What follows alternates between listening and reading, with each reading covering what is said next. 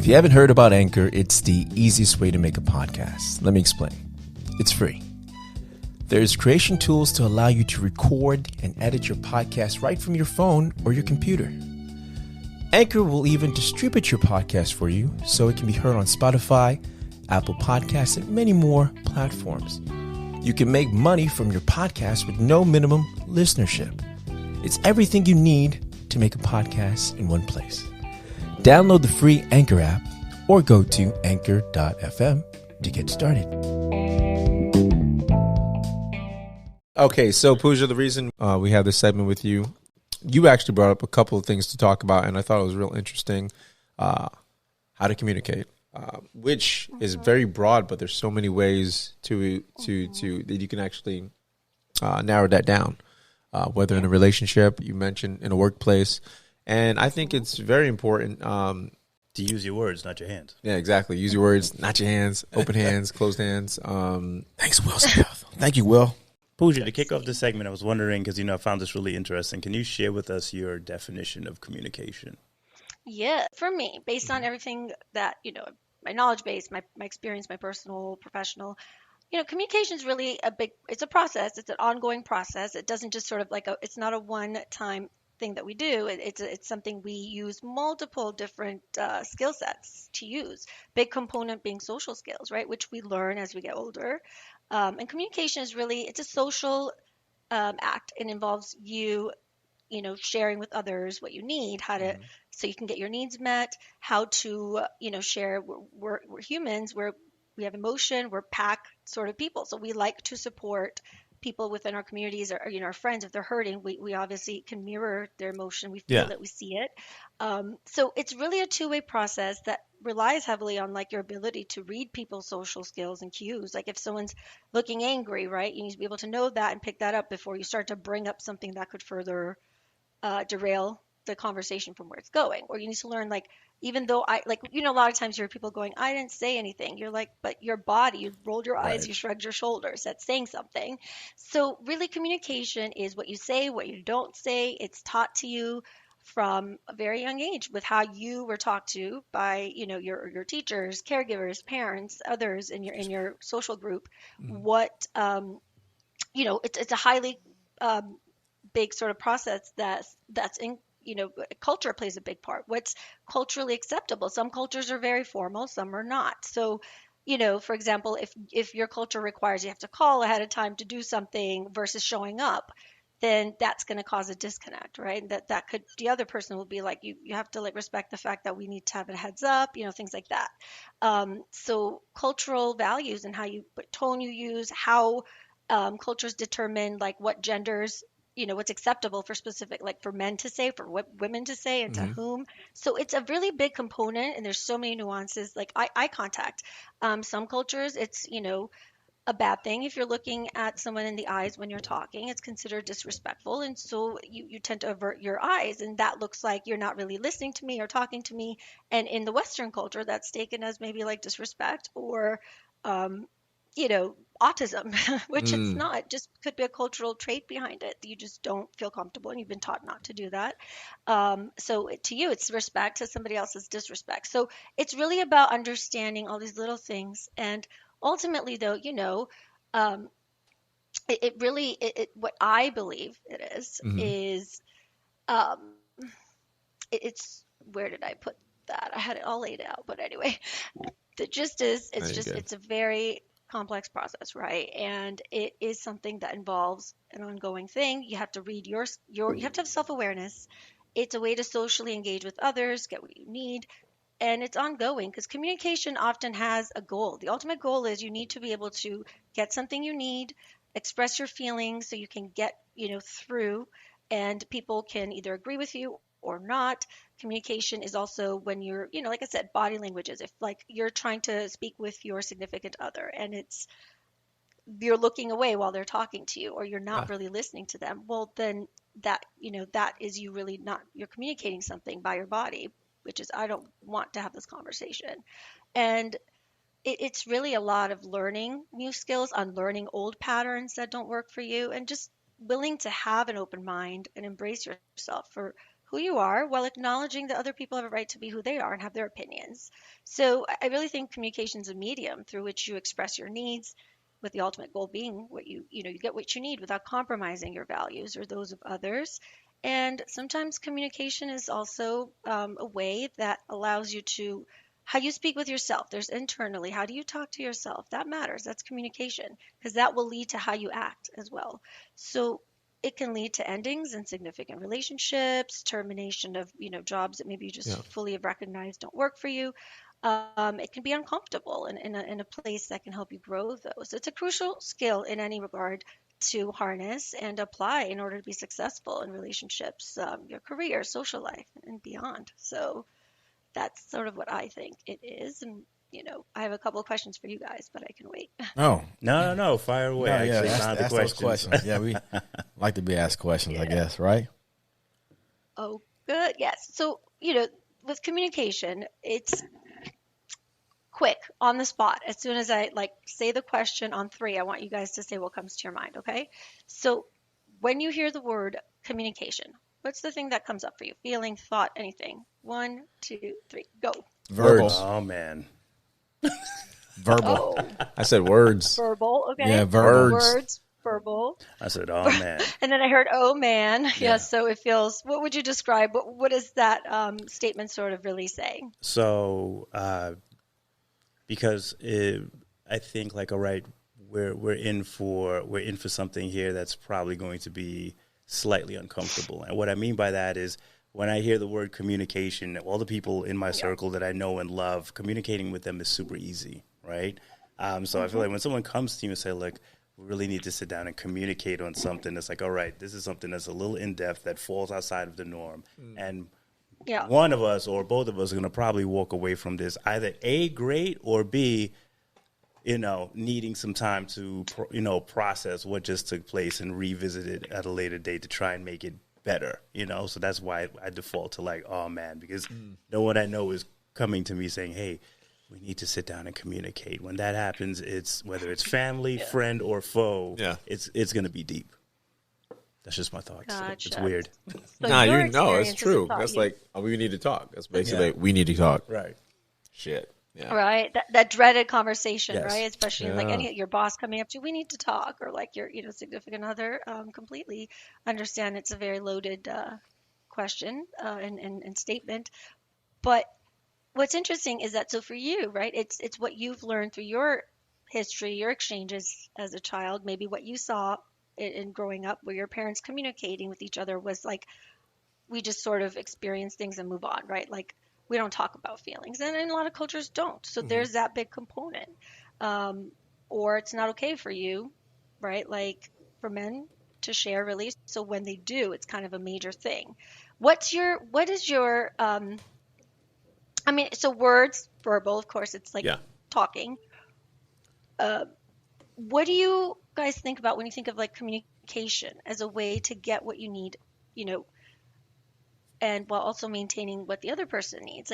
Do you see it as a way to just have back and forth kind of conversation can be communication, right? So it sounds like, though, for you guys, I don't know about men and maybe men in general, and you can stop me with that statement, but from guys, do you guys think that everything about communication is more so this is going to be an uncomfortable thing, or why is this guy even, what's going on all of a sudden? I thought things were good. Why is it getting so deep? What's your reaction when someone says that? Do you mean if a guy's trying to ask you a deep question, or I don't get your question? Oh, I'm so sorry. Yeah. So when someone's trying to talk to you and you mentioned, people usually won't say, let's sit down and talk, especially in the groups that you know. So when they do, it sort of means there's a big thing here, which is why it's oh man, what's going on? Bad news. You're bracing for bad news. But so when that happens, what's your immediate reaction about that person? What do you assume about that man that's trying to have that? I need to talk to you about something, whether it's a friend, a family. Personally, for me, I usually go negative. It's going to be negative. I usually go, but in the past, I would have not wanted to do that because I wasn't great at communication. I've had to learn how to pick my words, try to be able to not be as harsh to people, learn to lower being too direct without sounding like I'm not being sympathetic or compassionate. So that's for me personally. Wow. You touched on something, Puja, and communication is an ever evolving process. If you're a person that you're trying to grow and you're trying to be a better version of yourself than you were the day before, communication is a huge piece of that, because you got to be able to communicate the things that you want, the goals that you're striving towards, where you're at versus what you need to do to get there, and touching base with the people around you that's going to help you attain those goals. So when someone comes to me and it's like, hey, we need to talk, like Ray, I tend to drift towards like, okay, I hope this isn't bad news. I don't automatically default to negative, but I think maybe I become a little like, oh man, I don't know what's about to happen here. Because again, defensive with the way my family and friend circle is designed, if you've got something on your mind, you just kind of spit it out. Unfortunately, sometimes we're a little too brash and not sympathetic enough. And I think we are really good at just, turning things into a joke, sometimes things that shouldn't be a joke. So when, you actually have, when you're kind of used to that communication structure and actually someone steps to you and says like, look, man, we need to sit down and talk, understanding the dynamic there and how they operate, when that comes, it's like, oh shit, something serious about to go down. I just had a similar situation like yesterday. One of my sisters came to me and she's like, you know what, like, come here real quick, I need to sit down and talk to you. And I immediately knew like, all right, this is about to be some serious stuff. And it had nothing to do with me, but that's just like our dynamic. So, I get it. So like you said, Ray, the toughest thing for me when it comes to communication is remaining poised and listening. Yeah. I have a very bad habit of like wanting to get into something when I hear something that I don't agree with or that isn't all the way truthful. And that's probably been one of the hardest things that I've had to learn in the communication exchange is like, you know what, remain poised. Like two things, set the rules of communication up front. Like, especially if it's going to be something that is an unpleasant topic, maybe you don't agree on. It's like, okay, listen, I'm going to talk. Allow me to get my points across. I will let you know when I'm finished. Please don't interrupt me, and I will be sure to do the same. And you know what? Once you kind of establish the conditions of communicating whatever the gripe is, and I know it doesn't have to be a gripe, Puja, but I feel like for me a lot of times it is. And that doesn't happen with me that much in my relationships with people, as far as we don't set rules. We just kind of like assume. Yeah, no, and I fail miserably without the rules and the conditions. And then from there, it's the tough part is about, holding true to the conditions set. So like I'll hear something and I'm like burning inside and everything in me is like, oh, I'm ready to set it right now, but I got to sit on it and I got to eat it. And a lot of times it's a good thing, because sometimes where the conversation starts and where it finishes, it all ties in. And, had I jumped in there, I wouldn't have gotten to the end. But that sometimes is easier just said than done. Right. And what you guys are referring to, right, is really you feel, what I'm hearing is that you see communication as conflict.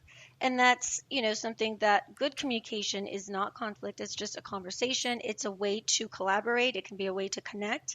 While at the same time, yes, there's moments where people are going to have things to say or specific points of views that don't align with your values. And to a point where it may be very,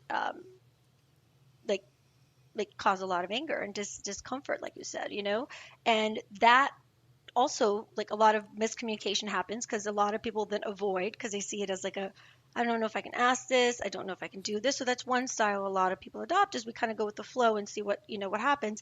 Other people may have learned, or through their own experiences, like you're mentioning, right, you need that like script, a little bit of a guideline for what I'm comfortable with. This is what I need to kind of have fair fighting rules if there's, an argument in your example. But it doesn't always have to be confrontation. But because, right, what you guys are saying is you kind of see it as like, oh no, it's going to be like, what's going on? What's wrong? Your brain is already gone from like the part of you right here in the front that's like commanding and like in present and just willing and able to hear. Instead, you're operating from the sort of more of our the emotional part of the brain, which is just like automatically like reacting, because it's like ready for, all right, they're going to say something. So you'll kind of, like you said, hear it a different way than really what it was. So that's perception. Oh, no, Puja, right? I heard it right. Oh, yeah. I heard it right. But you said, but then you said, you can go down and you're like, right. okay, wait, maybe, right? The miscommunications when we assume, for Right. example, or so those are parts of the communication that can sometimes be really uncomfortable. So when we don't know how to navigate those, we go to our default, which is, I'm getting ready here. I'm bracing myself because this person's going to have something negative to say. So you're already heightened. You're already in your fight, flight, freeze, like what's going on, right? Because we need, as human beings, to know where it's going. So one of the key things that I think is super important with conversation is if you're going to decide what you're trying to talk about and with whom. So now you need to know, okay, so that starts with first being able to communicate with yourself. How you communicate to yourself is important, because if your voice is critical in your head, right? Like, oh, you always mess up. You're always late. Like, why'd you even think you could submit that proposal and it would work? Or that was stupid. Like, oh my gosh, right? So if that's your tone and that's how you talk with yourself, chances are you were taught to that way as a child. Exactly. Right? And you heard that became your voice. So then therefore you view other people with a similar lens. So if they do something, you're like, oh man, that was stupid, as opposed to maybe seeing, maybe they have a disability or they're having a bad day, or maybe, maybe I'm not fully present about what's going on, but you realize that's your internal dialogue. So how you talk to yourself about your relationship, your place in life, your career, it all is important before you can really clearly think and define what is it that you want. And then you can decide, okay, I'm clear. I want to have a healthy relationship, but I'm not right now. So the three things to remember is, what exactly am I trying to communicate? Why? Like, why now, right? What is it about this current situation that's sort of prompting me to speak about these things now? Yeah. And what do I want my outcome to be out of this communication? It may not, and learning to willingness to accept that you are not going to have control over what the other person says or responds to. But that's a crucial part of keeping ourselves in check, is by looking at communication as just a way to like share ideas and thoughts and figure out how to work together towards achieving our goals. Then it can allow you to step back and have a more curious mindset. So part of that is preparing yourself for these like conversations. But the biggest thing is really clearly understanding, what am I trying to exactly say?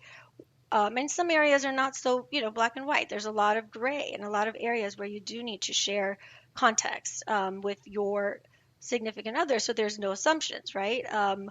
And misunderstandings. So really the key is, what do I need? And once you figure out why now, what are some additional things I need to be aware of?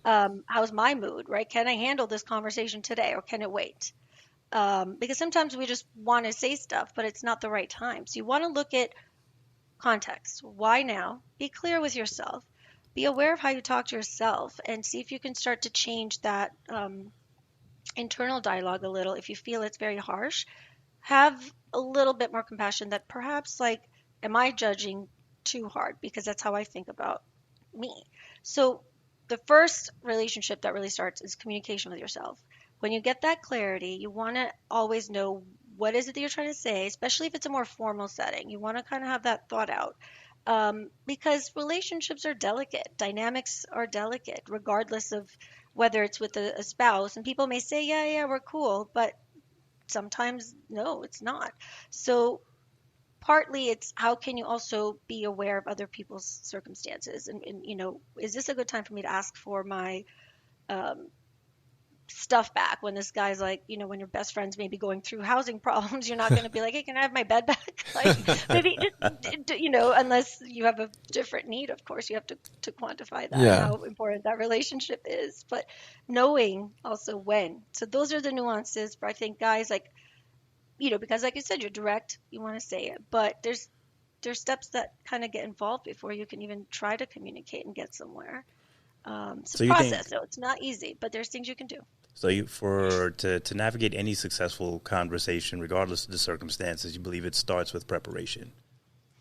Yeah, okay. I think a lot of preparation, self-awareness, really just understanding also, what is it about the situation that's bothering you? What do you need to say? Why now?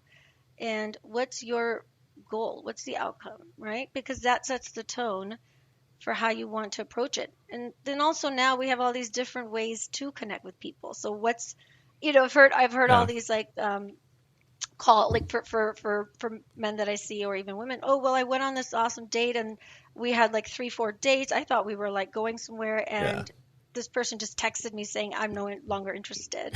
Wow. But like, JT was there. Ice Wow. cold. It must have been JT. Wow. Maybe, but so I guess the point being like what's the context of that? Is it, if it's work, email might be okay depending on the situation. Now, if it's your spouse that you live with, Post-its may not be the best way to say I'm out. Like, Depends on the circumstances. I ain't coming home no more, baby. Right. You got it. yeah, or like, you don't want to put like, hey, our bank account's 0. Have a good day. Like, I'm just running out to get some butter. Yeah. I'll never come back. Right, or don't, your significant other might be like, yeah, okay, yeah, we'll talk about that. I'll be right back. Right. So, think about context. How important is this? And then what's the effective way to say it? Because not everything needs to be in person, especially more formal things. But tone is big. If you're somebody who gets misunderstood on email, which happens all the time with text, like somebody was like, but she didn't write like with a happy face like she normally does. I think she's mad at me. I'm like, well, how do you know? She could just be busy. No, there's always this. So there's always that misinterpretation on text about tone, right? Somebody saying okay could be taken as like, that's it. I sent a paragraph and I get okay. Like, Well, it also could be that the person you know your spouse or your friend, and you know their habits, and you know the way they you can read tone through text. Reggie, because there's people you hit the thumbs up. That's like what's that for you? The thumbs up. The thumbs up. I gave you a thumbs up, and you were like, "How'd you take that?" What do you mean? How did I take it? You took it like what was? I forgot what you said though. What'd you say? I don't know. I don't remember. What did I say? Jeff. I don't know. I don't remember. Yeah, the thumbs up or something. I think I asked you something. It was like thumbs up or something like that. You asked me to do something, and I said thumbs. I gave you a thumbs up to do it. Thumbs up is not a word. It's like fuck. It's like okay. It's confirmation. It's like okay. It was 2 thumbs up. If you know Ray responds. So yeah, when Ray was hitting thumbs up, it was something out of context. I think it was out of character for you. Like, what does that mean? Does that mean you're gonna do it? I think that's what it was out of character. I was like, yo, da. So it was like thumbs up. I mean, you can take that as sarcasm, like, sure, buddy. You know what I mean? And that's how it's used. That's what it was right there. That's what you said right there. Got you, buddy. Sure, buddy. The fuck? Nah, hit me with. I'm used to the okay with Ray, okay the bye, with Ray. So when I was like thumbs up, I was like, this dude just hit me with a yellow emoji, like yellow. Not even couldn't even be a brother. You wanted the brother emoji? So was it more like, hey, he didn't like take the time to use a word to tell me something when I gave him a thoughtful like question to answer? Yeah, it was a reaction to it was the reaction to it because he hit the reaction. It wasn't even it wasn't even by itself. It was like I liked your message type of thing. Like it was like, oh, let me. You know what I mean? It wasn't even a thumb by itself. It was like, oh, let me. What reaction do I want for this? The heart or the? That's a lot of thought in that answer, though. Hey, man, that's how I think, my mind, I read into things too deeply, pretty well. So too deep, right? I have great perception. I have great perception. It is perception. Is reality. Because I don't know, maybe the point was maybe like, like if you're busy, sometimes instead of saying I love this, you just do do like the heart and this sign, right? On the emoji, you go people are writing in hieroglyphics all of a sudden, right? I'm in like 4 or 5 threads with people, 4 or 5 threads. Sometimes I hit the okay. Sometimes I hit the emoji as far as the thumbs up. It depends on what I'm doing at the time because my hands are not always free, like for response. Too much information. Hey, buddy. Too much information. Now I got what the thumbs was up. Yo, because that was the only thing that was available. The thumb, you get it? No, tell me more. I'd like to hear this. Nah, we don't. Yeah, Ray, tell it. Yeah, for real. Yeah, set that Celsius. But you know what I think would be important here to look at. So this right here, you guys just did a dynamic, which happens often with colleagues, with friends, couples, right? Yeah. Why did this? And this person has no idea that was offensive or seen as like lack of like engagement, for example, right? Or you perceive that one way. But when it was shared, the response was sort of like there was none. I think I jumped into kind of talk, but there was a sense of like, and that's my sense. Did you pick that up? Yeah, you mean from him? You're like, and? Yeah, it definitely did. And? Yeah. But that's not what it was meant. So what was? He sounds like he's stumbling on his words. We should get this. Should get an interrogation on him right now. Interpretation, right? Like if you get me with the thumbs up, I'm thinking like, all right, cool, everything's good. Like, so I see where you're coming from. You see where he's coming from, but is it out of character from the group text? From the group text, exactly. Because exactly. Yeah, why? He just told us why he couldn't text. He says sometimes his hands aren't available. What do you mean, no? No. It's almost like your girl's like, why you didn't call me back last night? Baby, I was busy. Oh, you was busy, huh? Okay, but check this out. He just referred to you as his girl, Reg. No, but check this out. Hey, check this out. Poke the No, but check this out. Who brought it up? I brought it up because Thank you. It was. I didn't bring it up. I said I brought it up because. So that's what she's getting into it, and now you're like, oh no, she's trying to dig deeper to see what the deal is. But I saw right here. It says how to communicate. You're missing the point. She brought it up, saying she's going deeper. Puja's going deeper with this, not me. You brought it up, and she's like, well, why are you quiet? I don't. I'm No. So I think you mentioned that the thumbs up was an issue for you saw that. Certainly. Yeah. I was like, yeah. Right. I remember when Reggie took offense to me giving a thumbs up to something. But here, check this out. Right. And when I did it back, what was your response? Yeah, exactly. Yeah. What was your response? In the moment, this is good. It just kind of helps. Yeah. What was your in the moment? Respond. What was my response? I'm confused. I think that's what she's asking. What was your response? What was Reggie's response or my response? I gave Reggie asked me a question. Reggie asked me a question. Right. I'm sorry. Reggie asked me gave me a direction to do something. I gave him a thumbs up, like okay. And then Reggie asked you again, and you said it was 2 thumbs up. And then what I did? You know what's so good about? You know what was so beautiful about this? You know what you did? Then you asked him to do something. Yeah. I said because I needed something to be. I needed it to be done. You know, because it was like however time went by. But when I asked Jeff to do it, and you're like, "Oh, I'm fired," and I said, "Think," because I was like letting you understand how it felt. Because if I didn't get an A-OK, it was like it was too. Like I said, remember that conversation. Yeah, because it was like I was like, bro, I didn't. But I was like, it's like, hey, if I didn't get this, because I was like, okay, I'm waiting. So when it was a thumbs up, I was like, to me, it was like, oh, it's better to give me. Then why you just didn't say that then? But I did because I wrote back and I just wrote again. But you wrote to Jeff. You didn't write to me. I wrote you twice. No, you said didn't. Thumbs up. No, but you didn't tell me what you felt about that thumbs up though. I did. No, you didn't. Brother, you put thumbs up, and then after when I did it back to you, you didn't like it. Listen, when I did it back to you, what happened when you got the thumbs up? I can pull it up right now. So Puja, we have when I put the thumbs up, what happened when you got the thumbs up? You did not. This is highlighting everything that communication. Yeah. What did you like? What happened when you got the thumbs up back? Responsive or reactive? I can tell that you took it as a offense right then. But what happened when you got the thumbs back? Did you get any communication out of the thumbs up when that's what I'm saying. When you got the thumbs up, what did you get? Did you get your answer when you got the thumbs up? I could tell through the messages. I am answering. I could tell the way you did it. You did it as because you felt like I did something wrong. You not understand. How did you feel after you got the thumbs up? Did it communicate? No, was it a communication for you? I'm okay with thumbs up. No, you're not understand. Yeah, but did you see how I took it? But I think maybe he didn't feel the way he didn't. That's what's being missed because. Yeah. Your view on the thumbs up is different, and what I mean, and I'm speaking just as an outside third party. I'm in the same communication trail. I forgot the conversation you guys were talking about. I remember now. Yes, Ray responded with a thumbs up. My interpretation of the thumbs up is like, all right, cool, got it. That's my view. I also understand Reg looking at it and viewing it differently, but maybe it's because of the circles that I run in or the people that I work with and how we communicate. But even at my job, on Microsoft Teams, you've got like the quick emojis and stuff, and sometimes that's what people do. Like, hey, can I speak to you later? Hey, I got something going on. All right, thumbs up. You know, like it's like it's like an acknowledgement. All right, get to me when you get to me. So again, I understood it. You understood it, but you, like I said, you've been in a circle, what, 7 months? Maybe, yeah. 7 months. I've been in a circle 2 years. Yeah. So when I'm talking about patterns and things, so it's like normally you're like, okay. So then all of a sudden it was thumbs up, and it was 2 thumbs up in a row. So I was like, what's going on here? So my thing was like, maybe he's annoyed that he's getting too much direction. And I was like, 2 things I off because that's what it was. So you assumed.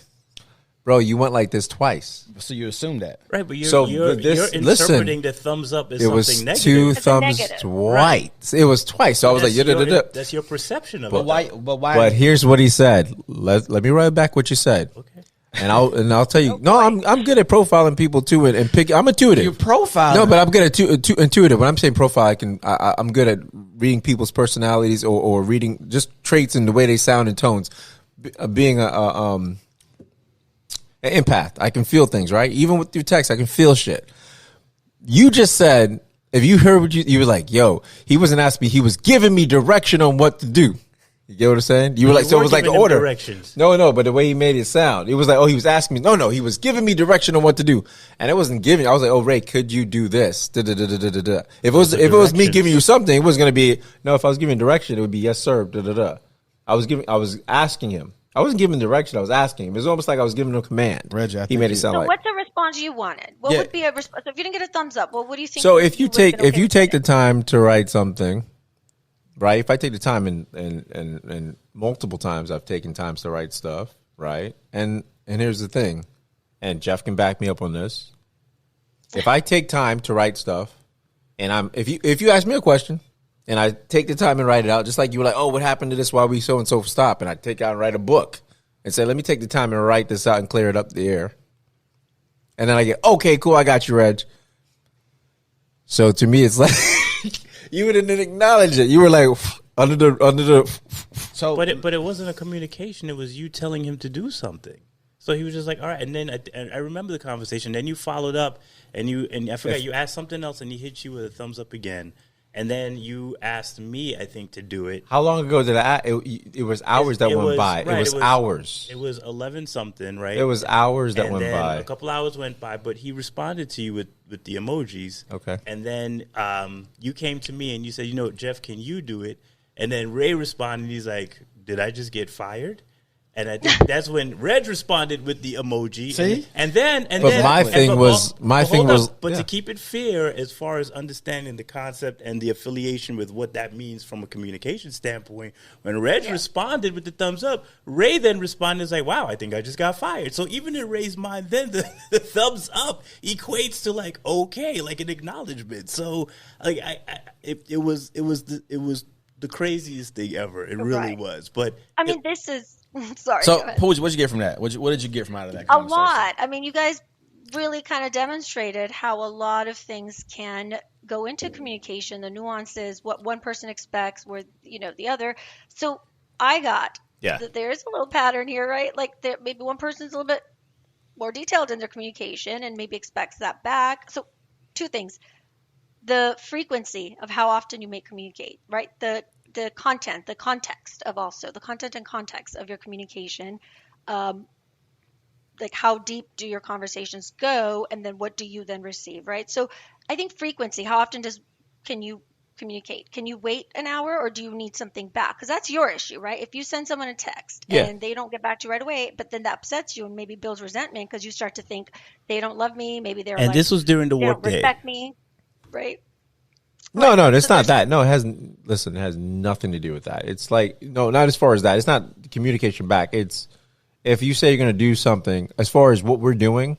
So I know we do all this on our free time. So it's like, if I'm busting doing this, literally making this almost a part-time thing, as far as almost a full-time thing is much time. So if I ask for the little thing to be done, so on and so forth, and I wait hours or whatever, and it's the importance to getting whatever out, whether it be in social media, it's a reason why, because it has, there's a reason why you do it, because it has to be out at a certain point in order for it to be relevant, in order for that's what it is. So it's like a time thing. Oh yeah, put this out. It's not like, hey, it's not like it doesn't have a time frame or. I'll give you that, Rich, but it was a Monday during work, like actual work, 8 to 5. Like if this was a Saturday, I know. If this was a Sunday, if that's this was what it was. Weekday, no, that's what it was. He sent the text at like 10 something in the morning, a.m. on a work day during work hours. And then was like, well, I need this attention provided. Oh no, it was like posted on Facebook. That was it, and that's all it is. But the issue is, here's the thing: is you are now assuming that he is not engaged and doing something at his actual paying job to stop and do the little thing that you asked. I agree. You communicated. I agree that you communicated the urgency. I agree what you asked of wasn't asking him to move. I was supposed to post it on Facebook because the episode was out. So I was like, post it on Facebook, the fan page. One of the things she mentioned as far as communication is preparation and context and understanding who you're talking to in the circumstances. It was a Monday morning at 10-something a.m. when all three of us are working. And what Ray does is very different from what we do as far as the point. Capability. No, I think you're missing the point. Yeah, I think you are, man. Okay, let's check this out. All right, listen. Let's start with this. I statements is another good way to diffuse this, right? Because this can escalate, or you can say, yeah, okay, so I hear you. Yeah. Let me help me understand a little bit more as to where you're coming from, because this is where I mentioned as one of the things that I wanted to go over. I don't know if I brought it up yet, but this is sort of like where we have to have a little bit more like mental flexibility, right? Ability to also be able to see other perspectives without necessarily abandoning what your true stance is on something or your values, while being able to accommodate some space to hold that different, right? Like, okay, I needed this done. It wasn't supposed to be meant as a I felt that this was. So that's one way that you can redirect by saying in these 10 situations that could go to a larger, constructive or not a very constructive chat. What you can do is if it starts to feel like, A, you're just not getting heard at all, points are getting missed. So there are two options here. You can keep going, or you pivot at this point and you go, okay, so, guys, like, all right, maybe let me hear how you guys took that. So was it me sending you something at this time of day is what the issue was, that perhaps that there was a lack of boundary or awareness that we can't do these things right away because it takes a different amount of time than maybe what, than you think it might take, the nuances that go into that. So it could just be more of, you can use this situation to say, all right, well, let me understand exactly what you guys are saying. What I'm hearing is that there's a sense of like, it's Monday morning, we're catching up on everything else, and then here's one more thing to do. So there wasn't a sense of like value for what we do and acknowledgement that this is really a full-time job, what you guys are doing with the podcast. So given all the energy, perhaps that wasn't the best time, but maybe that's something you can step back and say, well, what could I have done differently? Or why don't we set up a schedule? This is a great place to be like, how can I communicate what I need done, whether, with the timelines in place so that you guys don't, so it's not caught off guard on a Monday, like, hey, can you do this?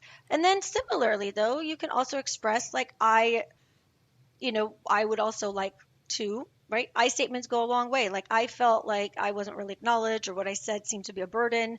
I'm at a loss here. But the gap is what came out of this. That outcome really is, it wasn't what you asked or how you asked. It was just the idea of, I guess, when. And then the response could have also been, yeah, we'll get to it, busy right now, right? Like, or something a little bit more not so passive aggressive. Was that the right term? Correct.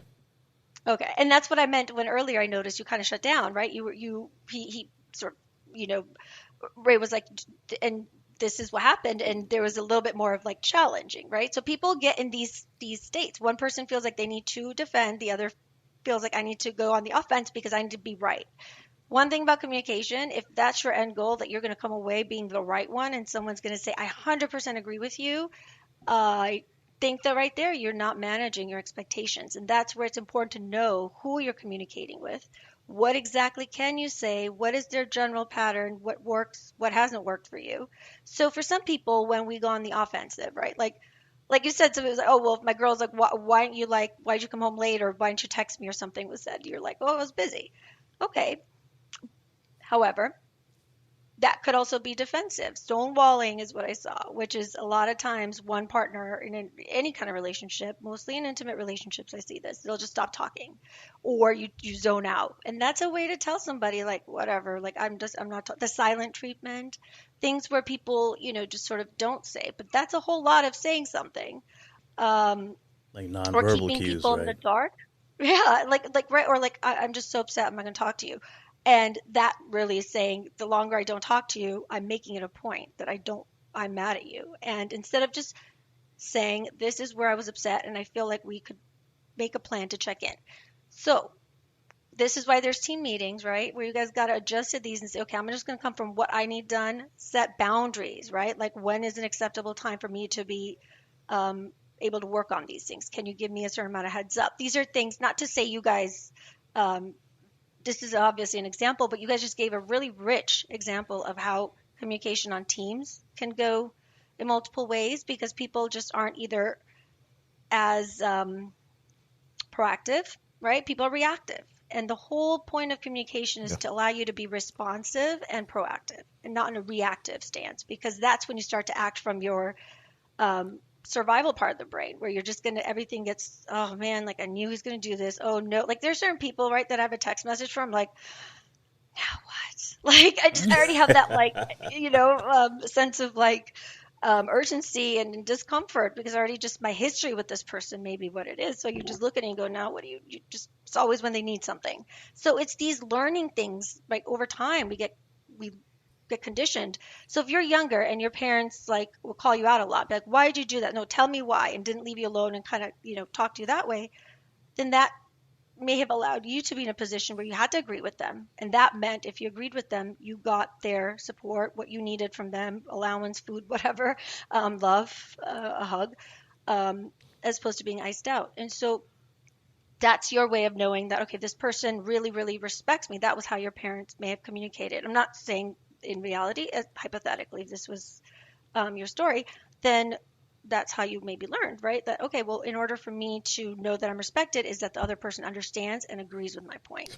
But that's not always the case. Some families, you don't talk about feelings, you don't even bring it up. And so it's just sort of seen as like, instead of saying, I'm busy, like I can't do this right now, like I'll be able to do it tomorrow. It just was easier, maybe passive aggressive, right? You close the door, you go, yeah, okay, like I'm sure you'll do that, like, or whatever. That's how patterns of learning have happened, because that's how you've learned. Because if you open your mouth, it's just going to lead to a bigger discussion you don't want to have. But sometimes need to. So going in to this point being, right, like knowing that communication is not confrontation. It's really supposed to be about collaboration, connecting, and growing. It could be uncomfortable for sure, but knowing what you want, knowing what flaws you hold when it comes to like I think not listening, not being. I think Reggie, was it you that you said you were like, you're not that great at listening. And that was me.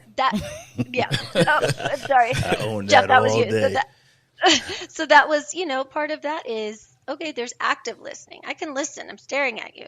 But if I'm just like, okay, yeah, like, but I'm not present, then that's not me listening. I could be on my phone. I'm like, yeah, I'm listening.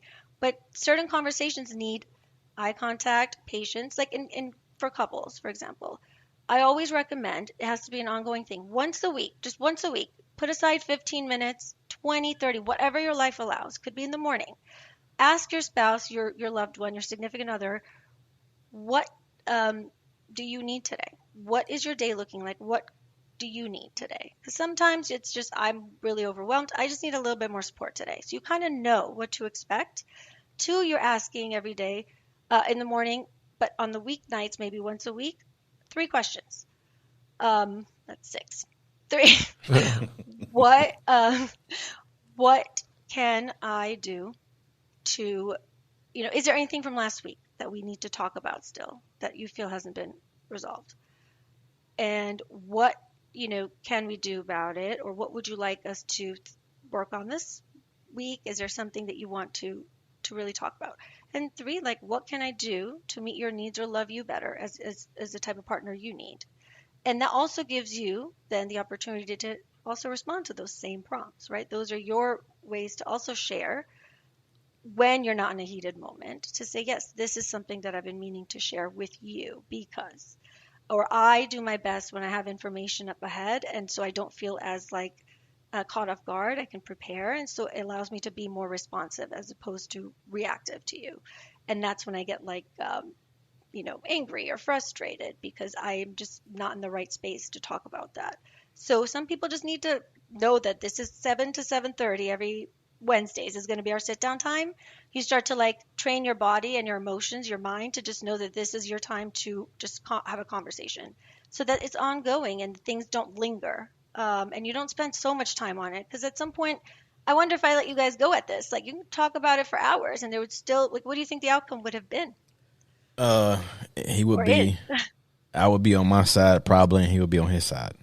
And I'd be in the middle. What's the middle way here that you can acknowledge? Like I can acknowledge that, there's a point to be understood here on my end, but also I need to make sure this is understood on my behalf. What's like a middle ground here Well, that would work for you, Ray? okay, so And then we can, if we on that specific item, I think that I understand now. Reggie don't like the thumbs up for a response. that's what I took out of that. But also, he prefers more communication on the response. I mean, if you're texting, he wants, you know, a quick response or a more elaborate response. So I can work on that, not a problem. But at the same time, I just need Reggie to realize, you know, it's not always possible for, you know. Nah, it wasn't. To be quite honest, it was. I know what it was now. It was because, remember, and we took care of that. Remember you said you weren't getting updates for the show? Remember I didn't send the link, so I'm like, yo, if you subscribe to it, you get the updates when the show comes out. No, that was after. That what you just said just now was after. Was after what? About me not getting the updates. That's after. That was after? Yeah, that was after. But we're talking about it before. Okay, so you were getting updates. Okay, so it had to do with that. So it was basically, I think it was because you weren't getting updates, but that's why it's long. That's why I haven't mentioned it before, because you've been getting updates now. That's why I mentioned, Ray, it's whenever you get the opportunity. So that's what it was. But again, though, right? Though, Reggie? So it was like, no, I was just saying, basically what, I'm sorry, if we're talking about this instant, it was basically because it was me dropping the episodes, editing it. So I was like, okay, so in a sense, what it was, honestly, was me having like my whole weekend editing. And then after I was like, okay, guys, we have individual things. And so when I took, I was like, all right, let me be kind and say that so and so forth. So in my mind, it was like, oh man, I'm taking the time. I understand you're working. I'm taking my time while I'm working. I'm taking my time out on my weekend, taking time for my family. So and you do that when we do the show. So in my mind, I was like, oh man, just simple little thing. I shouldn't have to remind someone, but hey, I'll be nice. And I'm taking the time to remind. So when it was okay, I'm like, dude, I'm taking the time to remind you to drop this from your phone. That's why I was like, oh, it's just your phone. You can just put this link on your phone through Facebook, through your fan page. That's what I was like, oh man. But you don't know what I'm doing at that time. No, but it was hours. No, it was hours after. But you don't know who I'm with. No, it wasn't. I didn't expect it immediately. Yeah, you did. No, I didn't. It was hours later. When did I respond after? No, when did I respond? When did I send it again? I don't know. I can look back. But it was hours after. And this is what I hear. Oh, I played basketball. Oh, I did this. I would love to have these free time. Or I did, so it's like, I understand what you're saying. I'm letting you guys know, and I'm putting 155% as far as dedication into it. So that when I'm so like I said, a lot of it was like frustration. If we're being honest, like I said, I've voiced it before. Like, so I'm like, when I get that, I'm like, oh man, that's what it was. It had to do with undersurface being frustrated. At the time, and we get that. But at that moment, like I said, I get your frustration. No, but that's why I took it. That's why I got more frustrated, because it was like me taking more time to write this elaborate, like you said, elaborate thing, and I'm just getting. Right. And it's like more time energized, like, I didn't have to do that. I could have been like, I could have just been whatever and just approached Jeff, hey, create a thing, and took it that way. But I was like, I took more time. So like I said, it was underlying, like, not just the message, but it was like, oh man, here's another short thing. And I'm like, fuck. So when you were so again, Ray, what I saw though is a little bit of not being able to acknowledge, right? While hearing, like, I understand what the issue was. I know that you didn't like that because you got a pretty good response from Reggie about that. But what I saw though was there was still a lot of hard time accepting, like, I appreciate you saying that or acknowledging that. And so validating, that is part of the communication. You're right, and I don't do that enough. You're exactly right, and that is one of my major flaws, that I don't always validate someone else's comments, feelings, and that's kind of like it kind of comes off as a lack of empathy or understanding sometimes. Well, yeah, probably, yeah. So I just want to say, I do want to say that, I do recognize that Reggie did just right there. He did validate, what I was going through, what I was doing, and I didn't validate what you just said. So sorry about that. True. Yeah, so I appreciate that. Yeah. Puja. But that's always been one of my. Puja, how much are you charging these two for this session? That's always been one of my major issues. This is on the house. Is that what? This is a tab. You got a tab? That's funny. You'll get an invoice when you guys make it big. Oh, don't worry. Send it to Jeff. No. Send that to Jeff. I'm the last man on the island, Puja. I haven't started my tab. Nah, Ray was saying something. What were you saying? No, but definitely, Puja. I can tell you that. You know how in your comments you said like where do you learn your communication skills from? Where do you learn things from? Well, I learned from my parents. I watched my parents, and in our household there was no empathy. There was no hugging. There was no talking about stuff. It was just, always serious, always. And if you had an issue or a disagreement with someone, you probably didn't even talk about it. You didn't even address it. You just kind of like heard what somebody said, and you kept it moving. So, I've been working on that for years, trying to become better as a communicator. It just takes time, and amazing. It takes moments like this to realize, your mistakes and how you can be better. I'm glad I could be here for this, fellas. Skills that you need to work on. Still, because if you sorry, it's hilarious. No, this dude's hilarious. Don't worry. I need to know what was said. Nothing. No. Trust me. Jeff just said he's glad he's here for this moment. Jeff's just being a complete ass. Jeff is glad he's here for this moment. All right, guys. You're not here, Puja, but it's just a warm glow radiating from this guy right now. I wish you could be a part of guy. But that speaks to like how you probably were like, the less I say, the better. I just give them what they want, so I can they'll get off my back and I can move on, right? Which is like kind of what that thumbs up is. But also for the other side, there's an expectation of you need to verbally tell me that you're okay with me. That way you can probably say you're on the same page. But there's understanding, yeah. But also, in my world right now, though, like I've learned that texting is the worst form of communication. It really is. Oh, for you? Yeah, it really is. I mean, I prefer like verbal. In my job, is always I get calls all day, so I'm used to getting phone calls, and then I'll get a phone call, then I'm getting a text at the same time. So I do like quick things all the time because I'm on the phone like all day with either my boss or my coworkers or whatever, giving advice. I'm talking to customers all day, so I'm used to getting phone calls and messages, multitasking all day. So when it comes to like trying to have texting, I try to be as fast as I can. So yeah, but so I think this is an opportunity, and not but this is typically where the next step of like communication would get strengthened. The skill that you're working on, right, is maybe we just need better boundaries and an agreement up front, which works. Like I think Jeff was saying, I need that. So I think you've got to have like understanding, like, all right, when it's related to the podcast, like I'll do it between this time and this time. You guys set up your own Google schedules, right? So you know what time you're available for certain things, or just preparation ahead of time to avoid these. So this is where now you can take what you learned from that communication, but you got to implement the changes to show someone that, yes, I hear you. Validating also doesn't mean you agree with them. It just means you agree to disagree about the what you perceive the situation to be. What you can validate is how that person felt, because we can't control how other people feel. They're a whole complex individual entity of their own, right?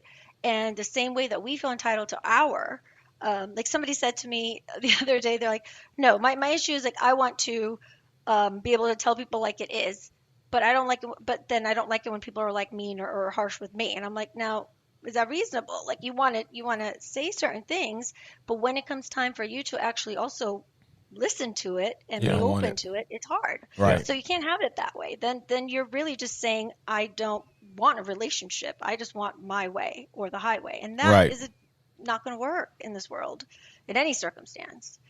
And Puja, just to touch on what you said, I mean, I know we're like revisiting this whole thing from like however long ago, but the truth is, even though it's kind of played out here on the show, the truth is from that, we were actually able to build really good habits as far as how we move forward with the show and how we communicate and, cutting aside of time to talk and kind of prepare and touch on things before the day or a couple of days beforehand. And I actually think it's gotten a lot better than when we started and, prior to that, like, little situation. So there's been a lot of good that's come out of it, Yeah. And that's a really good way to actually highlight those takeaways, right? Because when you take away like what really worked, even if it was an uncomfortable situation, if you can focus on what worked there and what did we accomplish? Did it help us reach, what we were trying to?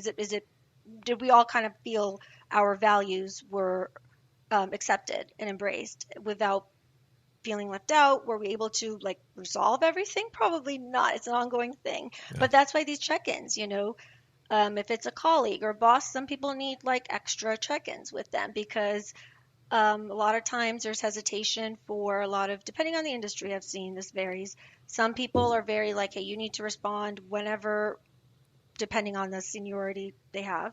And the other person feels like they have to, and they're burning out but again, it kind of all goes back to like, what are you trying to accomplish and kind of your role, your context. But this is why regular check-ins, like somebody I was like, that I work with, I was like, instead of living your week with this anxiety of you're going to get these new tasks and you really have no control, start to take a little more ownership. See if you can structure that for your boss, like write them something that says, hey, what I do very well, I work my best when I have X, Y, and Z. Mm-hmm. And in order for me to really perform at my capacity for this organization, I need support with X, Y, and Z. And this is how I think we could do it. So go with a solution, right? Don't always present the problems without really understanding that there is an opportunity and that you have a solution here that you can suggest would work.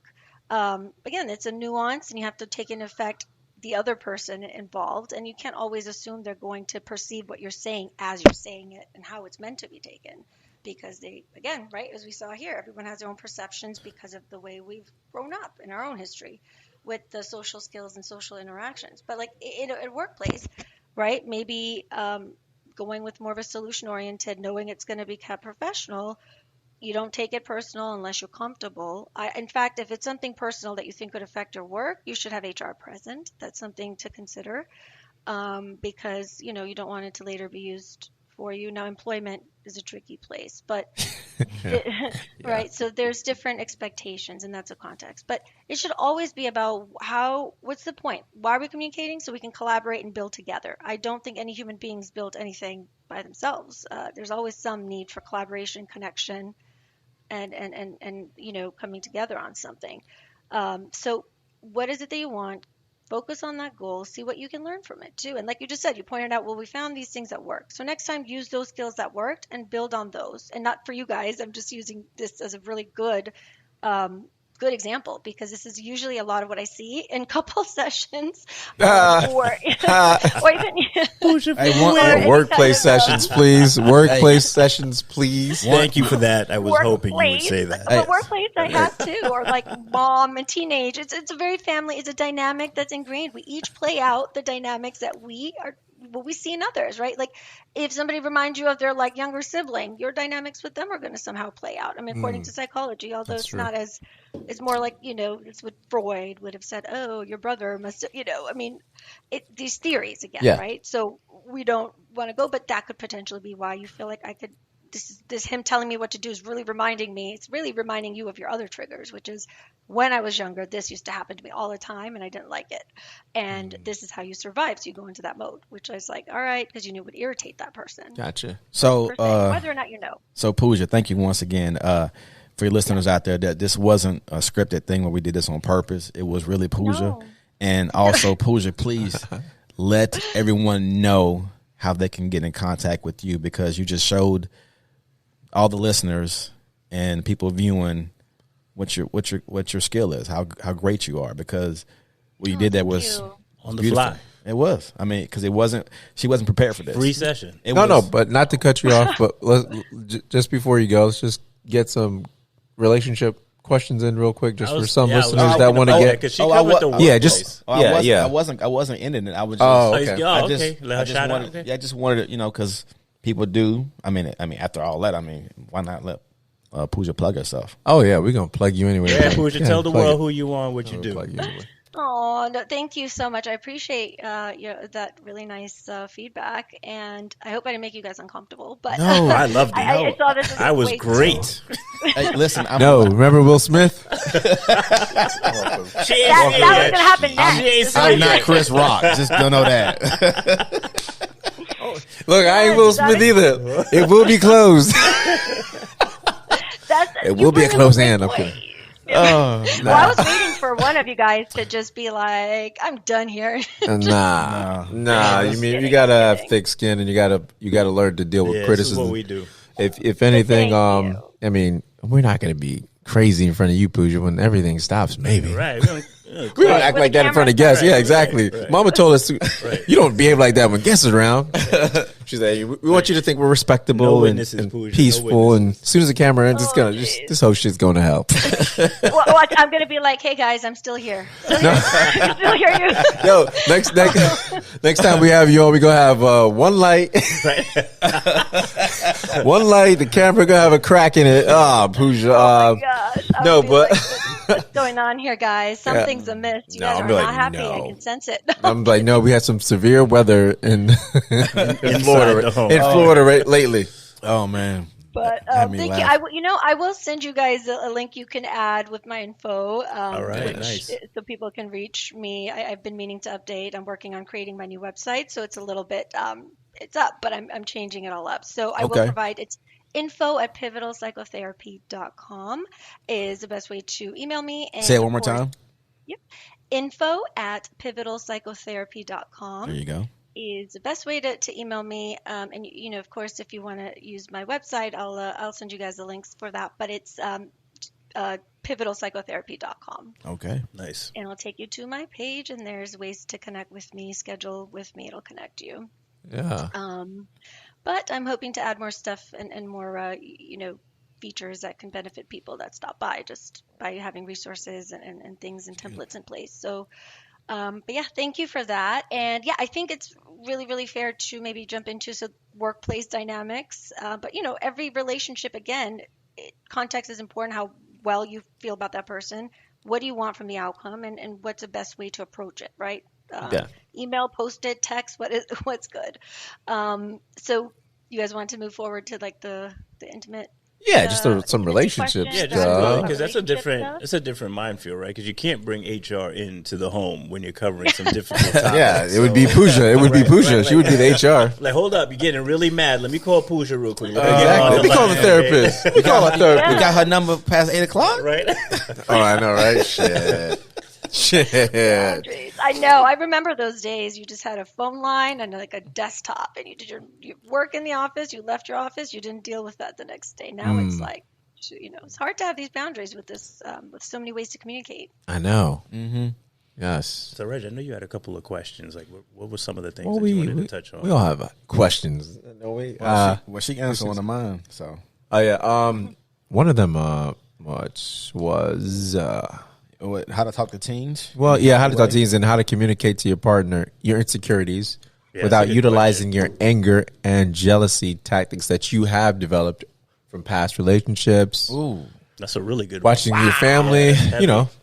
Say that one more time, Reggie. I mean, that was a really good one. Okay. How to communicate to your partner your insecurities without utilizing anger or jealousy tactics. Man, and this is from past trauma and relationships that you've developed. Because we all kind of do that a little bit. Dude. Every time I think every time we date someone, we pick up their good habits and bad habits. So, how do we do that? How do we? Relationships are an energy exchange, ultimately, right? So souls. Sometimes you leave pieces of you, and you lose a lot of yourself in that maybe you should have left behind. But they are. That's a very well put. I mean, that's a great way to put it. It's an energy exchange. It's time, resources beyond money, maybe, but also like time and things you can't get back. Energy. Please. No, we listen. I'm sorry. Please tell me more about that energy exchange we were talking about. Oh, good. All right, we're ready. We are ready. Are we good? Because no. Please, we're feeling all sorts of way. Energy. I'm saying your soul gets taken. You saying energy. Yeah. Oh yeah. I think we're on the same page. Oh yeah. Okay, go ahead, Puja. Yeah. Please assist us with this.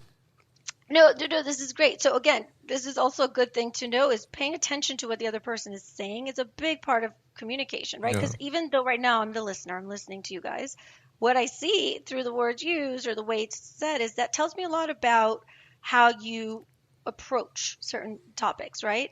So like if you're looking at a relationship as it needs to be, energy is exchanged. So that means that you're very conscious of your time, the other person's time. You kind of want things to be a little bit more like on an even foot. You want to really know, am I willing to invest my energy here, because I can't get that back. I can't get this 2 years back. I can't get, certain things back. So 9 years. maybe the approach becomes very critical, very, very, very compartmentalized, right? Like almost like because of past times where you may have felt like I gave a lot to this relationship and it didn't work out. So now you're sort of like already setting yourself up perhaps by expecting like, look, I'm already not seeing, because now you're tracking in your mind. Am I calling this person as much as they're calling me? I'm always the one that's cooking dinner. Are they stepping up to say, hey, let me cook you dinner today?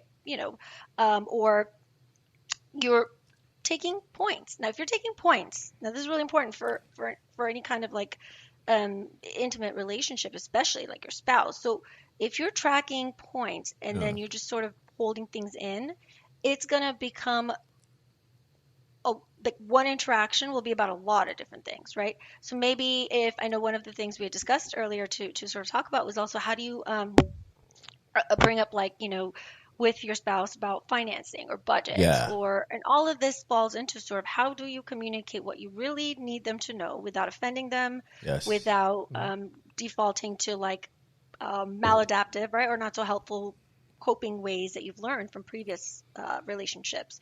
So one is being aware before you start a new relationship. What is it in this relationship that I did not serve me? That's important to explore because this is, again, communication with yourself. You first got to have that with yourself before you're going to go and try to have that conversation with somebody else. Because if your spouse has done something and that upsets you or you resort to jealousy tactics or I think that really says, like, what are you really afraid of? You're afraid you're going to lose them. So what you're really trying to have a conversation around is not,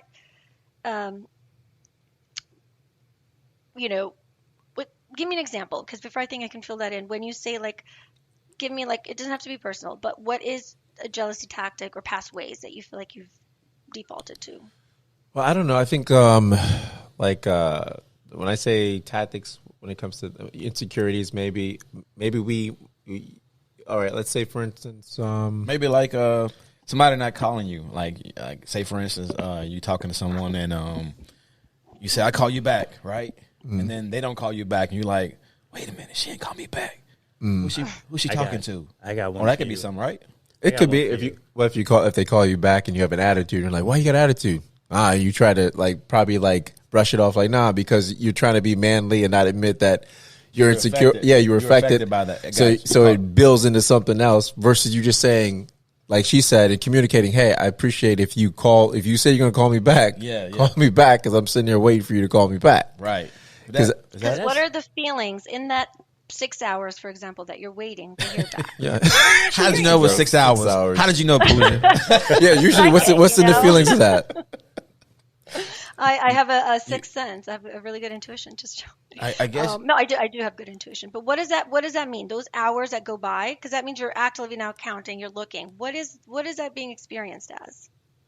Is what you want to communicate to the other person. Yeah, I think it's probably showing that when you're counting those hours, you're probably seeing how unimportant you are to that person. Oh, like you're probably sitting there like, so what we tend to do is we, like you said, we project ourselves onto the person. So we also project maybe our insecurities, but we also project or maybe wonder how you treat them reciprocated. And we can't put that pressure on people, but we're like certain things you should expect, like out of respect, when you guys have the boundaries and you guys come up with certain things, rules or what? I guess rules, right? But it's gotta be flexibility too. Yeah, flexibility. Not everything's gonna work. No, absolutely, yeah. So there's got to be things that are reasonable. So maybe when that happens, you're like, oh man, like damn, I was waiting for this person to call me back. So you're like, hours went by and you're like, damn, I guess I wasn't that important. And then when you speak to the person, you found out they've done this, that, this, and it comes to find out you're like, well, shit, what have you been doing? Well, I don't know. I was watching Netflix waiting for you to call me back. But you want to say that, you'd be like, nah, I was just chilling here. Cause you don't want, like, again, you don't want to make it seem like you're that pathetic. You're that I'm guy. about to say, right? You're that guy. So Puja, I got one question in one scenario. As for the question, when in the dating or relationship process is it good to have that conversation, right? If Ray's on date 2, and he's like, look, girl, we need to talk because I called you at 3 and you ain't call me back at 6. She ain't calling Ray again. And if she do call Ray back, then you know what? You should be worried. that's a problem. Like, so isn't it also about like context as far as where you're at in the relationship to maybe have some of these conversations?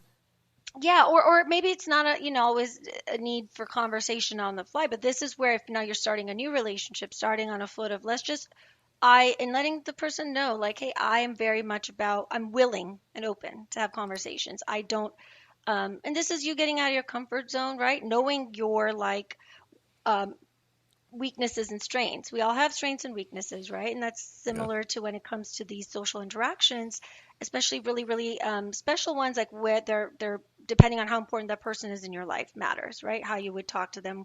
Like you said, second date, probably not the best time but now you're revealing something about yourself, right? That I need communication. So that could be a way to bring it up at another time, but that's, again, reactive. So if you're responsive, you kind of think, all right, you know what? We're figuring each other out. If it becomes a pattern you want to address just casually, you can say like, hey, I'm big on communication. So what's a good way for us to just check in and make sure that we're on the same page with things? This is what usually works for me. I want to make sure that I'm attentive to your needs at the same time, like I feel that you're attentive to mine, so that we don't make each other feel, unimportant, especially depending on what you see. If you're thinking, I want to date this person, if your goal with dating is I want to see where it can go, is it a life partner, then that's a different type of expectation than if you're dating someone because you're just like, I'm not sure, I want to date, see where it goes. But that's going to change your mindset and how you approach it. But it's always good to be honest. Now, that was so smooth the way she just rolled that out, like so easy, like nothing, like water.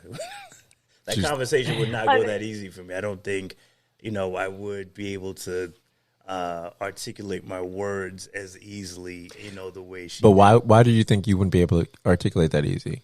Is it because you're afraid of how you're going to be perceived? Like, oh, this dude he's clingy, or he's insecure. I tend to overthink what I'm saying and how that's going to be perceived. That's what I'm saying. How you're going to be perceived. Yeah, that's what I'm saying. But it's not for fear of like rejection as much as it is like, okay, I want to make sure I'm like really communicating how I'm feeling. And as I have a habit of getting stuck in my own head on what to say instead of sometimes just saying it. So, coming out and saying it. I got a crazy scenario.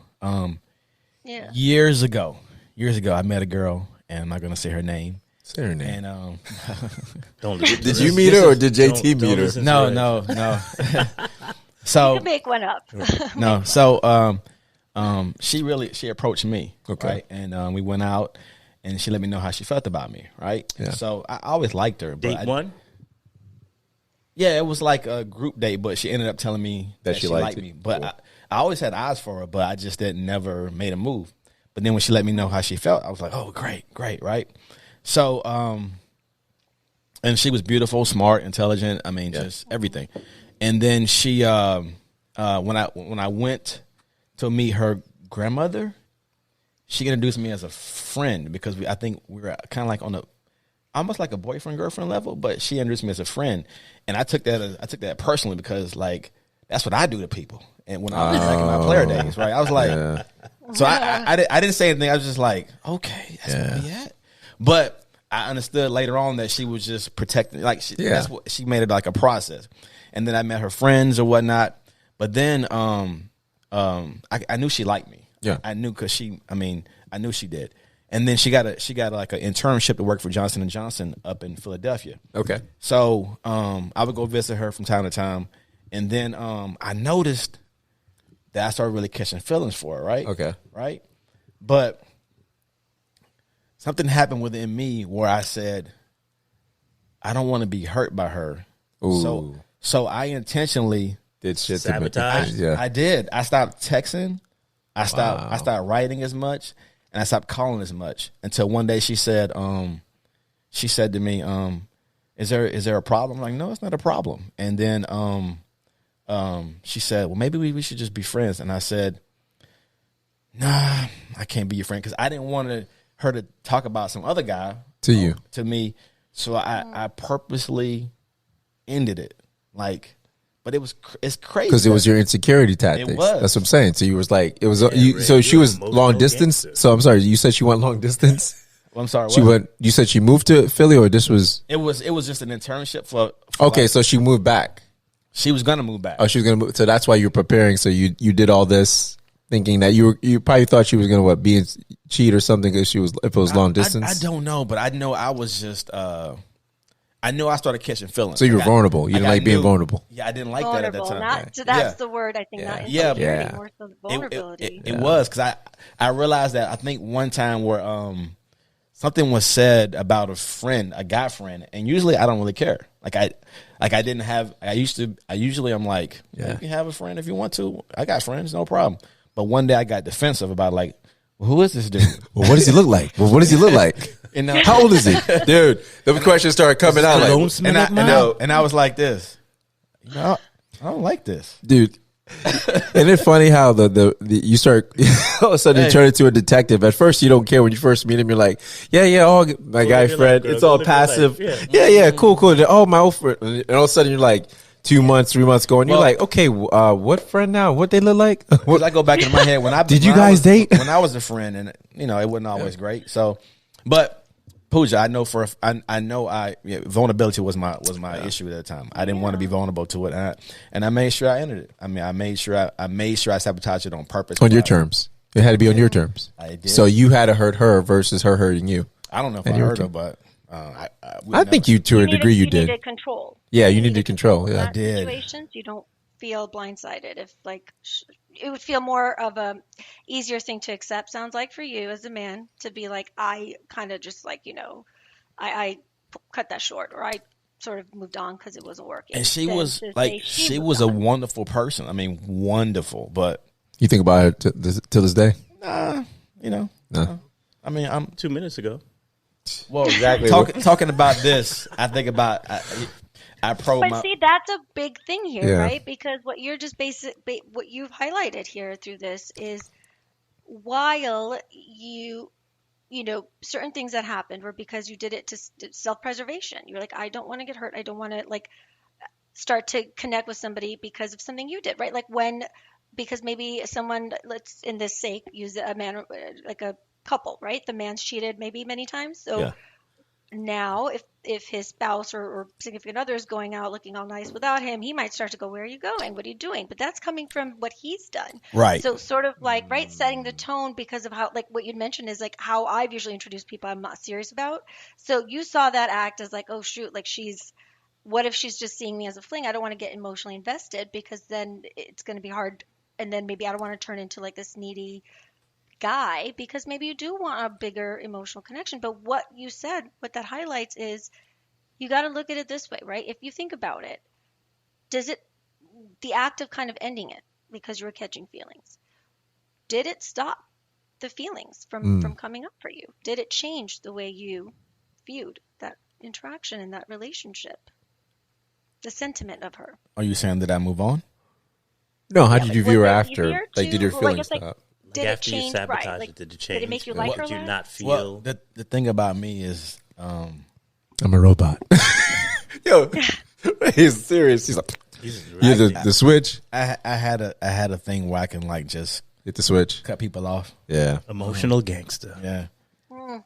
Yeah. How many? Yo, there's bodies. Yo, she's like, yeah. Unfortunately, She's like, I there's bodies, yo. There's But that's- bodies you don't even know about. if you lived in in our household and from my lifestyle, so yeah, it was Yeah. what I was trained But to do. it's not that you didn't feel the emotion. You just shut it down to where you Yeah. didn't confront the emotion or engage with it. That's- you that's- just kind of moved on from it. You didn't Exactly. engage with it. Ray could have been America, our best weapon, weaponized soldier, I'm universal talking- soldier right here. Damn, you just take that switch off. We're Right. cracking jokes, but I'm built. I don't know if I'm built that way anymore, but I possess that capability as well.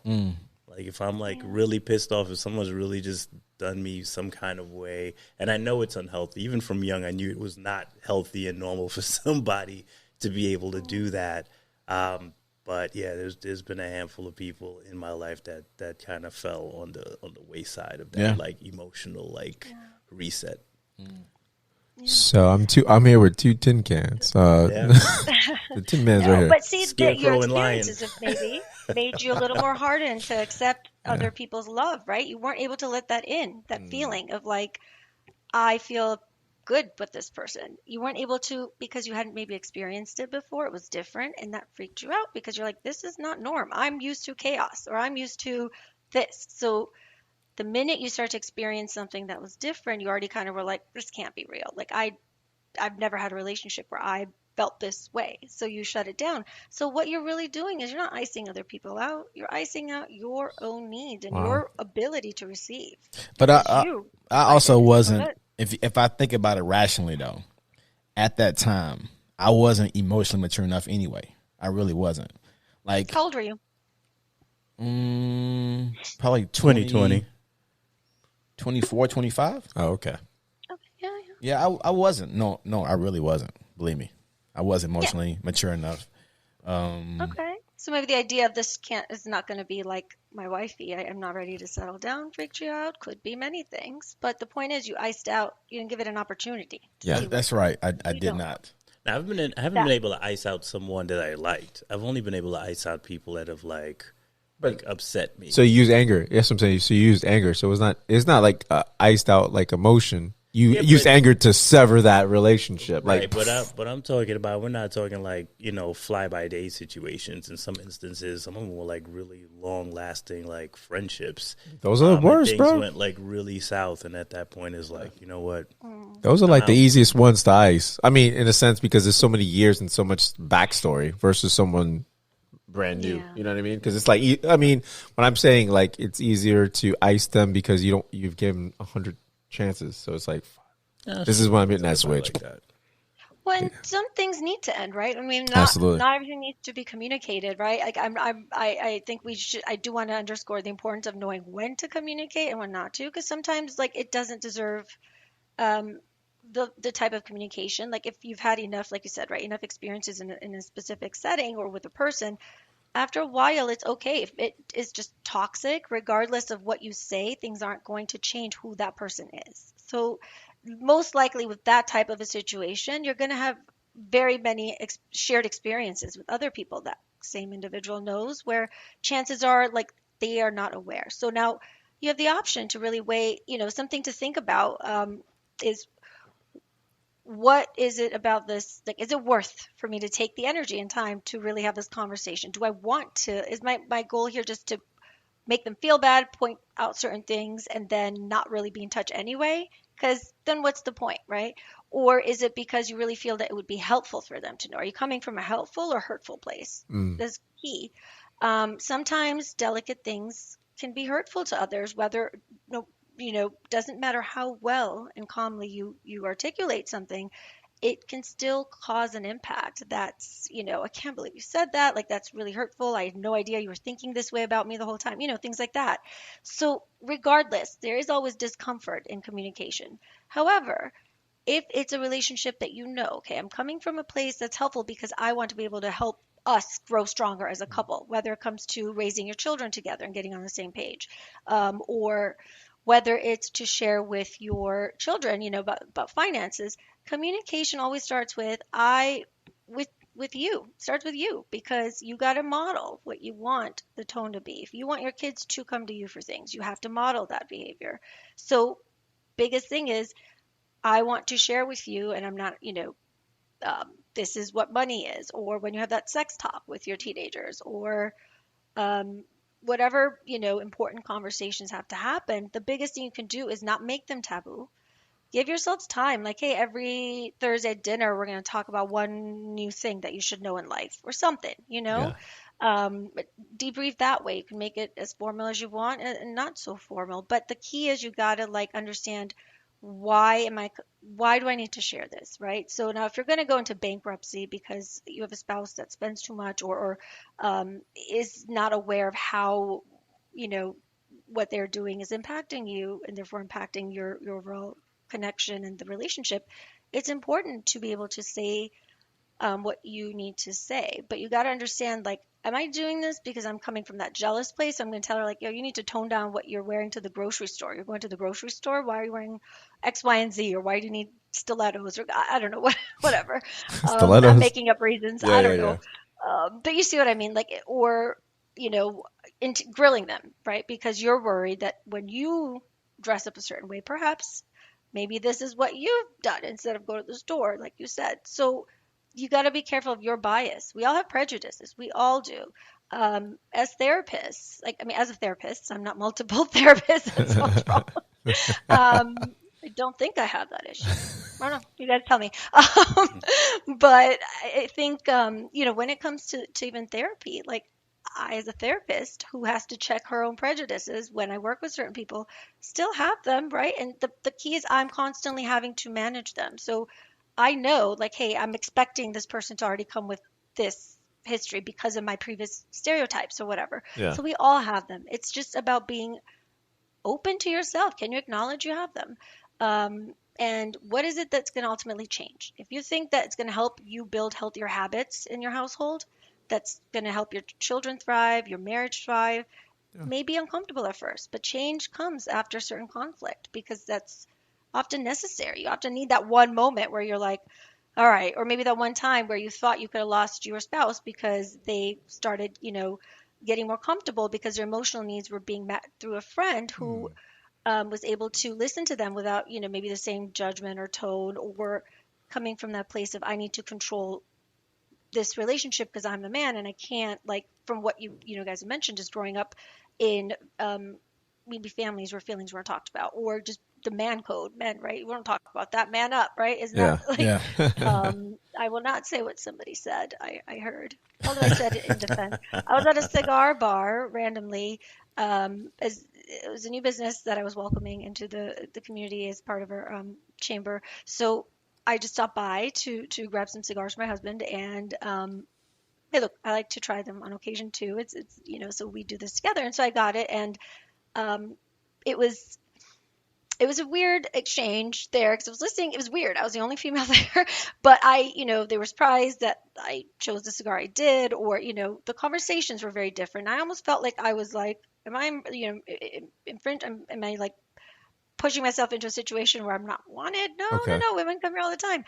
But this one man made a comment. These are stereotypes, right? Like the guy got sick after the cigar smoke, and his friend or colleague was like, can you give him some water? Like, and the other guy made a joke, like, what do you mean? Like, she's having a X, Y, and Z scar, and this guy just like can't handle it. And the other one was like, I know. And then comes the P word. And Oh, I, gotcha. was like, oh, and I was like, P's are hard. Have you ever pushed a baby out of there? And it goes right back.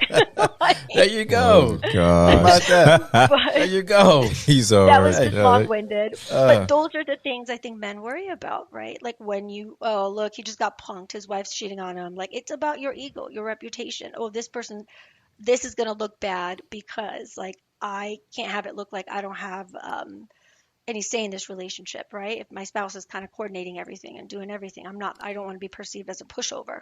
So these are all our insecurities. And the whole thing is you got to be willing to really explore those and say, I'm coming with this into this situation. It's hard to do. And this is not something you can do every day, but every day, just a little bit of when you're taking a shower, think about an interaction that you had where you felt it was, what could you have done what could you have done differently to get the outcome you had imagined maybe you wanted out of that, or what did you learn from it that worked, right? So like thinking of all the things that it's a process and practice and consistently doing it, but you have to first be able to have those dialogues and know, like, all right, I'm okay, I want to share, may not be the best way perceived by other guys, but that's their problem. Like maybe you sharing it is going to give that person a point of perspective, like, oh, I didn't think of him as like a loser for sharing how he feels or any less of a man. In fact, I respect him more for doing that.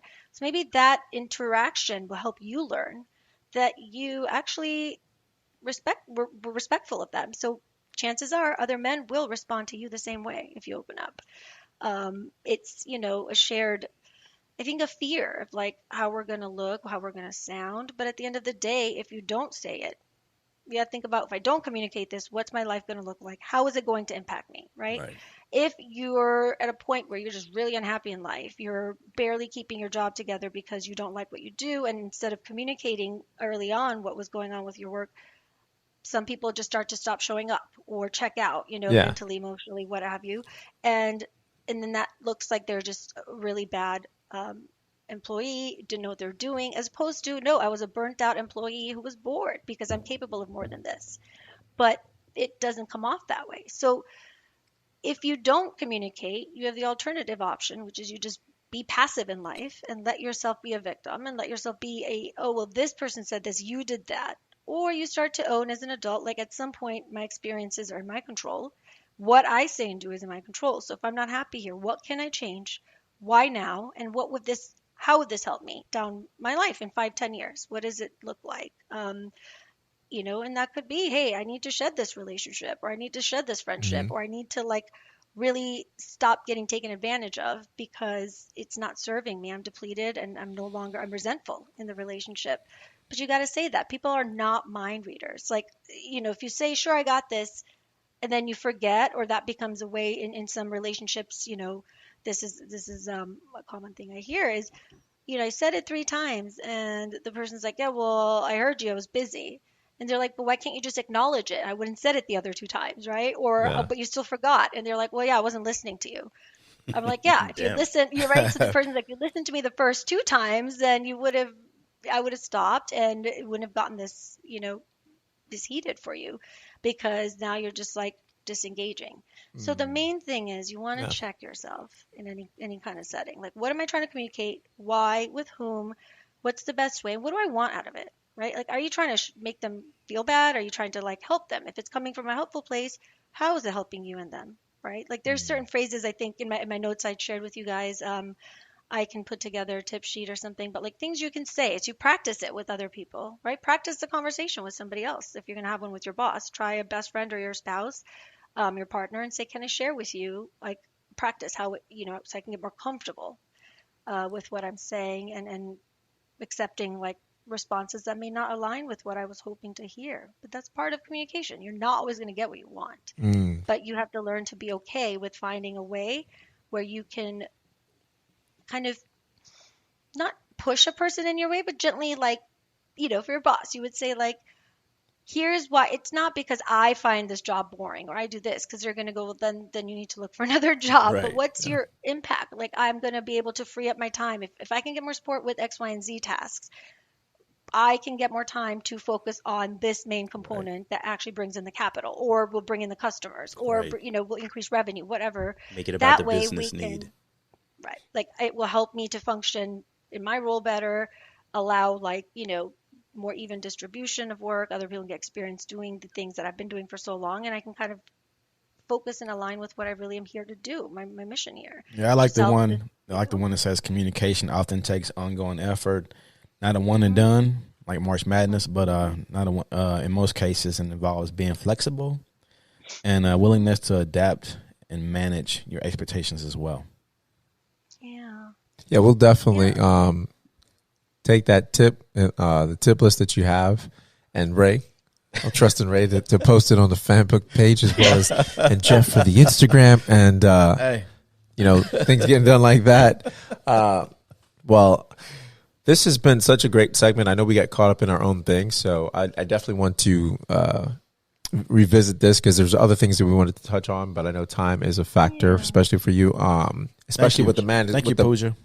Thank you as well. Will Especially Smith dealing took with us off track. It was Will Smith's Smith, fault. right? He took us Especially off with dealing with men's health, and one of the important things was dealing with, not if you're not happy, how to communicate that, and basically without offending anyone else, and how to express that more. But that to me is a deeper conversation that leads more to the mental health. So I definitely want to touch on that next time with you, and continue with that conversation with the communication. Yeah, absolutely. And I think a point that you wanted to highlight was to talk about also how to share what you need in your partnership, whether it's, in the bedroom, outside the bedroom, whatever it Yes. is, how to communicate more of those, I guess, difficult conversations. Yeah, about, those like, needs. Let's be preferences real. are, sexual preferences, Their needs. Your emotional needs. preferences. Yeah. We didn't get to that piece. I wanted to see like how smooth Puja, like what the talking points was. How do you navigate that conversation? Because that's not an easy one. No, it's definitely not. That's definitely going to take another segment, another session for that. That's a whole nother session. Absolutely. I think for that one, it'd be really cool. You guys should, and I think I may have had that as one of the things to explore. The women, having a woman do what do you call it? The survey? What do you poll? The poll. They call it the poll. Oh yeah, a poll from women. Like how did they? Oh yeah, or I think it was also for this specific, like, what did you like? Think of a time you guys had to have these conversations. Oh, you're talking about us first personally. Oh, us personally. Oh, cool. Okay. Yes, We can yes. do that. Yeah, we can definitely do that. And I think it's like forward it again in my notes, but how, like, what's the time that you had to do that, and how did it go, and what was going on, and how did it turn out, and are you still with that person? Did that end the relationship? Did it grow it stronger? Be interesting to see. Yeah, I think we can definitely do that. Just not have the spouses listen to it. I'm a little scared of that conversation. Hey, yeah, I'm good. Ray not be over here. Hey, I'm good. I know. Reg got a bunch of zip ties and stuff all around here. So. Oh, geez. Or you can talk about your observations of a friend, speaking for a friend. Okay. Yeah. That's cold. Not about to say. That's cold. People know what that is. That's funny. Yeah. Speaking for a Or friend. put a scenario together. Ray got stories to tell. Yeah, Ray yeah. got Oh, all my kinds goodness. of stories He to definitely tell. does. But I can't wait to hear. we'll definitely touch on that again. Well, we'll definitely meet up and do that show and have those answers for you. And again, if you want to have the questions, you know where to put it in the Slack, so we can have those questions with the personal one. So we'll actually have time to answer that. I mean, yeah, we'll be open and be Oh, real. Ray look a little hesitant over there. We'll be open I'm and good. real. Are you good? Okay. Yeah, you know how I get down. True. I tell life experiences every time. All right. So Puja, thank you. Keeps it real. Yeah, no, yeah, he Ray do. keeps it real. He's Nah. straight All of you 100. do. All of you do. This is Ray why it keeps it real. works. Yeah, it is, and you're amazing at what you do, and we thank you again for this. Absolutely. No bodies were buried. Nobody was open hand smacked or anything like that. There was no GI Janes. So Not yet. No, yet. no, not yet. Like I said, when the cameras watch go the off, video. Watch the video, Puja, for you. camera comes off, it's gonna be over. But thank you again, Puja. Where are you guys located again? No, I know, right? Nah, no wellness check. She's gonna be tracking the phone off. Yeah, everybody turns their phones. We are in the land wish I of the knew how. crazy man, right? We in Florida, where all things are Yes. special. Yeah, right. Home of the serial killers. Yes. On that note, thank you, Puja. I don't know. Have a wonderful week, Yes. and we'll see you soon, obviously, for another session. Thanks. Always right. appreciate you joining us and providing some insight and helping us all grow. Today it was a fascinating thing to be was. a part of today's show. Thank you for that. Yeah, next one is going to be on Jeff. I'll be reveling in this for days. Next one we got to next one we got to You should see, like, pick Jeff. There's just a warm glow coming from over this side. Right now. Like, man, thank you for that. Yeah, we'll have We it. broke a barrier. Yes. There Oh we go. yes. There you go. Yes. Broke something. And that's where that slap's coming in. I'm Right. kidding. But thank you again, and thank you for being open and courageous enough to go with it and sort of really see where it was going. And I thought that was fascinating that it just sort of set up a good way to get into this. Yeah, it and was- set an example that was there. It was So beautiful. Thank you for It that. was beautiful. Puja, you gonna plug yourself one more time? Let the people know who you are and what you do. Yes. So again, my name is Puja Trivedi Parikh. I am a licensed psychotherapist and behavior analyst with pivotal psychotherapy. It's my practice.